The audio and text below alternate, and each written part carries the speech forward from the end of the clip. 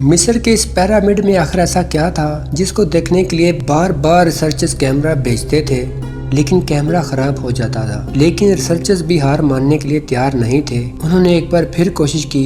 इस बार इन्हें थोड़ी सी कामयाबी मिली। जो रोबोटिक कैमरा रिसर्चर्स ने अंदर भेजा था, वो अंदर जाकर एक ऐसी जगह पर रुक गया जहां सामने पत्थर का एक स्लैब बना हुआ था। रिसर्चर्स के तजस्सुस में और भी इजाफा हो चुका था। उनका ये मानना था कि इस स्लैब के पीछे कोई ऐसा राज छुपा है जो पिछले 4000 सालों से वहां दफन है, और वो ये राज हर कीमत पर जानना चाहते थे। इस मकसद के लिए रिसर्चर्स ने इस रोबोटिक कैमरे के सामने एक ड्रिल मशीन लगाई, और इस ड्रिल मशीन ने इस पत्थर की स्लैब में एक छोटा सा सुराख कर दिया। इस छेद के अंदर एक कैमरा भेजा गया। इस कैमरे की मदद से एक मंजर देखा गया जो पिछले 4000 सालों से इंसानी आंखों से पोशीदा था। अस्सलाम वालेकुम, बिस्मिल्लाहिर्रहमानिर्रहीम। एक नई डॉक्यूमेंट्री फिल्म में आप सबका खुशामदीद। दोस्तों, मिस्र में ऊंचे ऊंचे पिरामिड्स की तादाद 138 के करीब है। इस खित्ते में हजारों खतरनाक किस्म के तूफान आते रहे, लेकिन इन पिरामिड्स की पोजीशन में रत्ती बराबर भी फर्क नहीं पड़ा। सारे के सारे पिरामिड्स जो के त्यों खड़े रहे। इनमें से सबसे ऊंची और बड़े पिरामिड को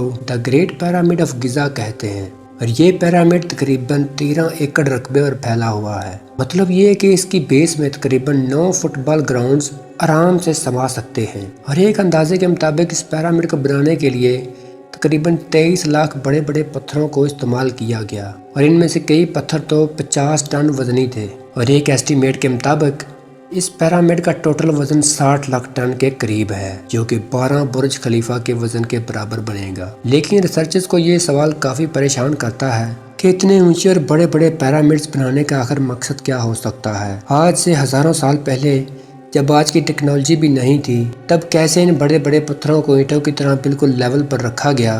कैसे इन पत्थरों को ईंटों की तरह काट कर 480 फुट की ऊंचाई तक ले जाया गया? और वो अनोखे इंजीनियर्स कौन थे जिन्होंने इन पिरामिड्स को अर्थक्वेक प्रूफ के साथ साथ इनकी तमाम साइड्स को बिल्कुल करेक्ट जाविये 51.5 डिग्री पर सेट किया? इन सब बातों का जवाब हमें आज की इस वीडियो में मिलेगा। तो आइए शुरुआत करते हैं। इन पिरामिड्स की तहकीक करते हुए सदियों का वक्त गुजर चुका है। तहकीकाती टीमें ये जानना चाहती थीं कि आखिर इन पिरामिड्स की चारों साइड्स बगैर किसी कंपास के एग्जैक्टली नॉर्थ, साउथ, ईस्ट और वेस्ट पे कैसे सेट की गई।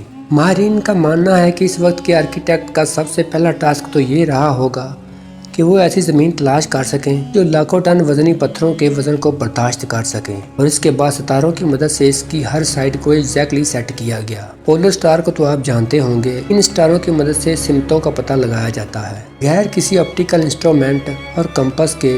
इन लोगों ने सिर्फ पोलर स्टार का इस्तेमाल, और वो भी इस कदर माहिराना अंदाज में करना, और वो भी आज से 4000 साल पहले, इसी बात ने दुनिया को हैरत में डाल रखा है। इसके बाद दूसरा चैलेंज था ज़मीन को लेवल करना। उस वक्त के इंजीनियर्स के पास किसी भी किस्म का कोई लेज़र लेवल नहीं था जैसे आज हमारे पास है। माहिरीन का कहना है कि इन लोगों ने ज़मीन को लेवल करने के लिए एक बहुत ही सिंपल और अनोखा तरीका लगाया था।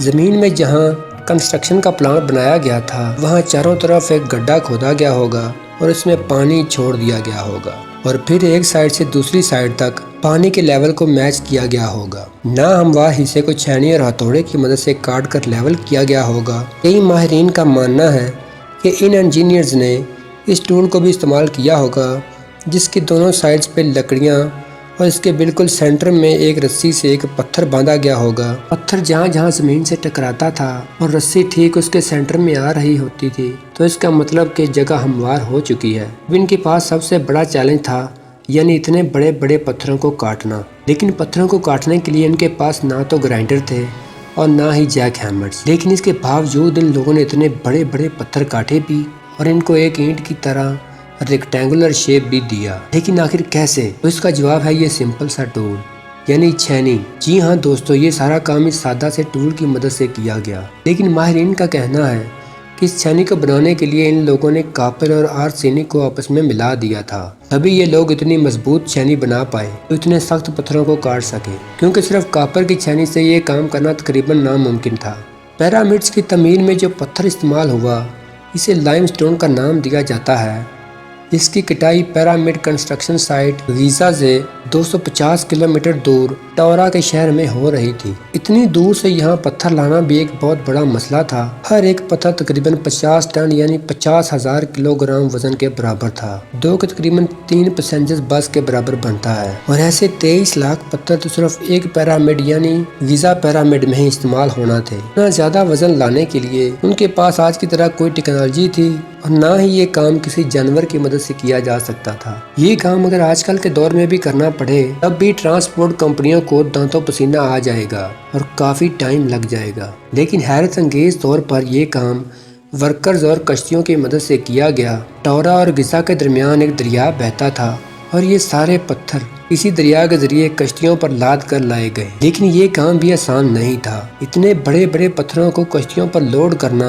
اور پھر اتارنا، اس کے لیے کم از کم 500 مزدور لگائے گئے ہوں گے۔ ماہرین اپنی اب تک کی تحقیقات پر مطمئن تھے، لیکن ابھی بھی انہیں ایک سوال کا جواب تنگ کر رہا تھا، وہ یہ کہ یہ پتھر اتنی اونچائی پر کیسے لے جائے گئے۔ کچھ ایکسپرٹس کا یہ اندازہ ہے کہ یہ چیز ان لوگوں نے پہلے ہی پلان کر لی تھی۔ ماہرین کے مطابق یہ پتھر یا تو زگ زیگ طریقے سے اوپر لے جائے گئے یا تو اسپائرل طریقے سے، اور اتنے بڑے پتھروں کو بھی مزدوروں کی آرمی کی مدد سے ہی لے جایا گیا۔ ان سب چیزوں کے علاوہ بات ابھی یہیں پہ ختم نہیں ہوتی، مانا کہ یہ کام لاکھوں مزدوروں نے مل کر کر لیا، پتھر کاٹ بھی لیے، ان کو ٹورا سے لے بھی آئے اور اینٹوں کی طرح ایک کے اوپر ایک لگا بھی دیے۔ لیکن ایک سوال ماہرین کو اب بھی پریشان کر رہا تھا، اور وہ یہ تھا کہ اس پیرامڈ کے اندر جانے کا راستہ اور چھوٹی چھوٹی کافی سرنگیں بھی بنائی گئی تھیں۔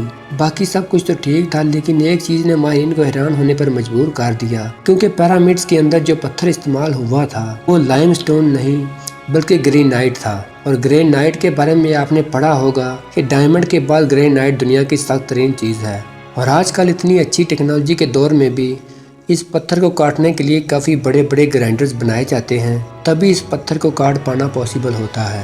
دنیا بھر کے آرکیالوجسٹ نے یہاں کا وزٹ کیا، لیکن کوئی بھی اس سوال کا جواب حاصل نہیں کر سکا کہ ایجپشنز نے اس ٹھوس پتھر کو اتنی صفائی کے ساتھ کیسے کاٹ لیا۔ آخر کار کئی سالوں کے بعد جا کر یہ مسٹری بھی سالو ہو گئی۔ اس پتھر کو ایک ایسے آرے سے کاٹا گیا تھا جو بالکل صاف تھا اور اس کے دانت نہیں تھے۔ جی ہاں دوستو، بغیر دانتوں کے سارے کے دونوں سائڈوں پر وزن ڈالا گیا ہوگا اور پھر اسے گرینائٹ پر چلا دیا ہوگا، اور بیچ میں اس کے اوپر بجلی ڈالی جاتی ہوگی۔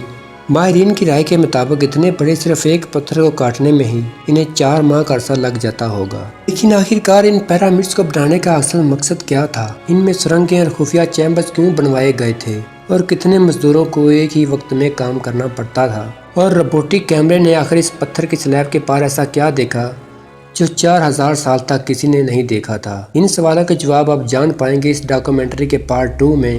آپ سب کے اس قدر پیار دینے کا بے حد شکریہ۔ ملتے ہیں اس ڈاکومنٹری فلم کے پارٹ 2 میں ان سارے سوالوں کے جواب کے ساتھ۔ تب تک کے لیے اللہ آپ سب کا حامی و ناصر ہو۔ اللہ حافظ۔